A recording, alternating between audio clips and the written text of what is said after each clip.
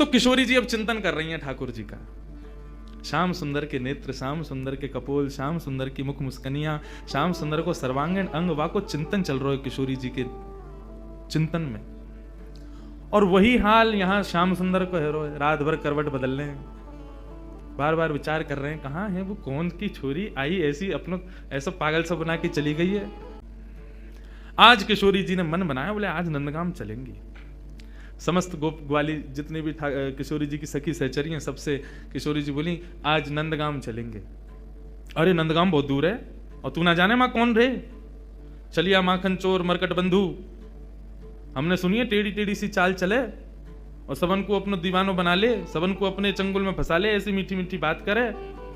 वामेते एक व्यसन निकले, वह व्यसन को कोई एक बार चख ले तो वह व्यसन के बिना रह ना पावे। किशोरी तू जो कहेगी सो करेंगे, लेकिन नंदगाम ना जाएंगे। अच्छा चल नंदगाम ना जाएंगे, नेक दूर तक चल रहे। और करते करते किशोरी जी के मन में बार बार भाव, जानो तो नंदगाम है। एक एक करके सखियां सब छोड़ती जा रही हैं। अरे मेरी तो सास बुलाई रही होगी, मेरे घर में बालक रो रहे होगो, आदि आदि करके सब सहचरियां वहां से चली गई। अकेली किशोरी जी पहुंच गई नंदगांव। जैसे ही नंदगांव पहुंची, नंदगांव पहुंच करके किशोरी जी सबसे पूछें कुंवर कान्हा कहाँ रहे, कुंवर कान्हा को घर कहाँ है। इतने में एक बूढ़ी सी अम्मा आई और वहां आकर के जैसे किशोरी जी की मुख की कांति और सौंदर्य को देखो, अरे लाली कहा भयो, कौन को खोज रही है। मैं कुंवर कन्हई को खोज रही हूँ, वो कहाँ है। बोले तो ना पता घर कहाँ है। बोले ना पता, आजा मैं लेके चलूं। सो बूढ़ी सी अम्मा को हाथ पकड़ करके किशोरी जी जा रही हैं, गोकुल में भ्रमण करती भाई। इतने में बोली देख अब लाली आते आगे हम ना जा सके, राजा को घर है, वो सामने जो भवन है वो वही में रहे कुंवर कन्हई, चलिए जा। यहां भीतर ठाकुर जी बैठे यशोदा मैया के पास और क्या कह रहे हैं, तेरी बहुत शिकायत हमें, अब तो अपने गोकुल तक सब जगह तो शिकायत आ रही है, तू इतनी चोरी करे या चोरी है छोड़ दे। ठाकुर जी कह रहे छोड़ दूंगा, लेकिन बदले में मुंह को कहा देगी, जो तू कहेगो सो दूंगी।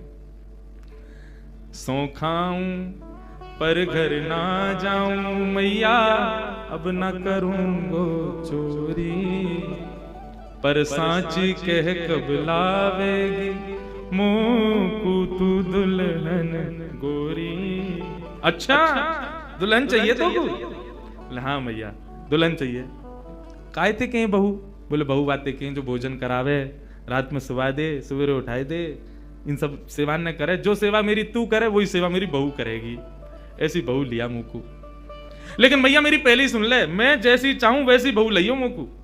कैसी बहू चाहिए? भोरी सी होए सुभग छोटी, भोरी सी लियो, ज्यादा तेज तर्रार भर बहू मत लेके आइयो। क्यों? मोह तोते दूर कर देगी, फिर तेरा घर बनवा देगी यमुना के पुलिन पे, तू और बाबा वहीं रही हो, मैं और बहू यहाँ रहे करेंगे। भोरी सी होए सुभग छोटी और सुवासारी नाक आंख मोटी, पैनी सी तो नाक हो बाकी कैसी तोता जैसी, और बड़ी बड़ी आंखन वारी होए, और तोते दिखाए मुख घूंघट में, मुस्काए जाए थोड़ी थोड़ी। जैसे तू के सामने आ जाए करे सोई घूंघट कर ले, और घूंघट में थी नेक नेक मुस्का जाए करे, ऐसी बहू लिया मैया मुख को।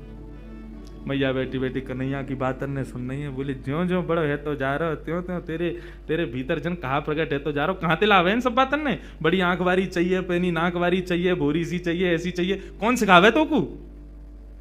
मैया देख तू बात मत बदल, बता चोरी छोड़ू कि नहीं छोड़ू। हाँ लालवाए तो छोड़ दे, तो मेरी बात मान ले फिर। और मैया सुन, मैया एक बात तो समझाऊं, जब ब्याह कर भी जाऊंगा ना, बलदाऊ संग न ले जाऊं, बलराम में ना लेके जाऊंगा। मैया बोली क्यों ना लेके जाएगा? मैं कह रहा हूं वो गोरो है, कहीं बहू को मन लास्ट में बदल गो तो बाकी माला पहना दी तो, या हमारे बलराम में ना लेके जाऊंगा। मैया एक बात तो समझाऊं, बलदाऊ संग न ले जाऊं, बाबा ते कह के मगवाए दे, चढ़वे को सुंदर घोड़ी। अब घोड़ी मगवा मुकू, अब ब्याह करवे जाऊंगा मैया।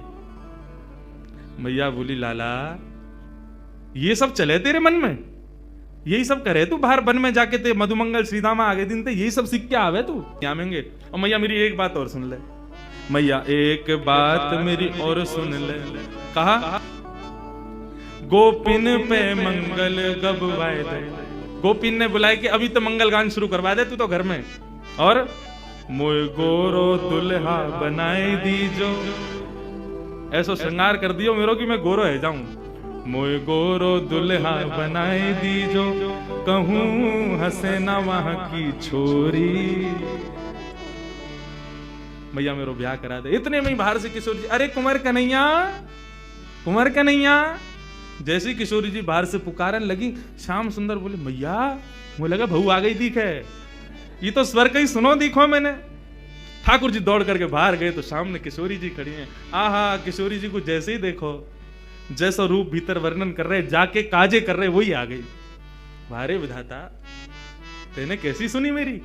मैं तो मैया ते अभी कह रहे और वही है क्या सामने इतने। और जैसे ही यशोदा जी ने नंद भवन के द्वार पर देखो है, किशोरी जी को देख करके यशोदा मैया के मन में भाव आयो, अरे विधाता, मेरे मन में तो बचपन से ही हती कि लाला के काजे सुंदर सी एक बहू लेके आऊंगी, आदि आदि। अभी लाला की बात विनोद में सुन रही, लेकिन हे विधाता, ये जो सामने खड़ी है मेरे, या को रूप कैसा, कैसी कैसे कैसे चपल से नेत्र हैं, या कि कैसी कैसी मृगनैनी है, या कि मुस्कान कितनी सुंदर, या कि चाल कितनी सुंदर, या कि रूप कितना सुंदर। मोहित है गई। यशोदा मैया ने परिचय ना पूछो कौन है, सीधी बोली लाली निक इतकुआ। किशोरी जी पास गई, निक मैं तुमको हृदय से लगा लूं अपने। हाँ मैया लगा लो। जैसे ही किशोरी जी को हृदय से लगाए हो, यशोदा मैया के नेत्रन से अश्रु प्रपात होने लगो। ऐसी ऐसी शीतलता को अनुभव, जो शीतलता को अनुभव सदैव कन्हैया को हृदय से लगावे में आवे, वो पहली बार कोई बालक को हृदय में लगावे में आए हो। कौन है लाली, कहां ते आई है, तेरो गांव कहां है? मैया तुम बढ़िया ते जानो मोए। कौन हो? मैं वृषभानु जी की लाली हूं। कीर्ति मैया, मेरी मैया आपकी बड़ी अच्छी सहेली। अच्छा, वृषभानु की लाली है? बोले हाँ, वही जो घोटून तक काजल लगावे का है। ऐसे तो बड़ा बूढ़ा होगा, लेकिन हम तो खूब बतियावे। आज वो बात ने बना तो रे। किशोरी जी बोली, आप हमारे बाबा के बारे में ऐसे मत बोलो ना लाली, मैं कोई बुराई थोड़ी कर रही हूँ। हमारे ब्रज में तो गारी देवे तो उम्र बढ़े, हमारे ब्रज में तो ऐसा बोलवे ते आनंद ही आवे, ऐसे बिना बोले